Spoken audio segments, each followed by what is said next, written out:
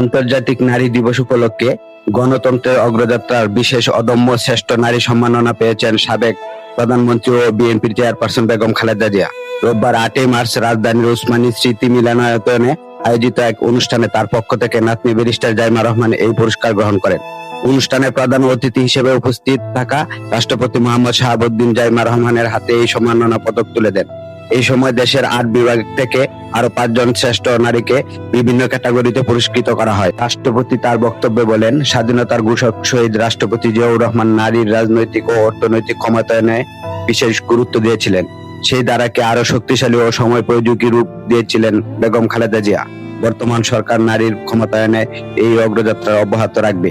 তিনি উল্লেখ করেন যে নারীদের বাদ দিয়ে দেশের সামগ্রিক উন্নয়ন সম্ভব নয়। অনুষ্ঠানে বিশেষ অতিথি হিসেবে উপস্থিত ছিলেন চিকিৎসক সমাজকর্মী ডাক্তার জুবাইদা রহমান।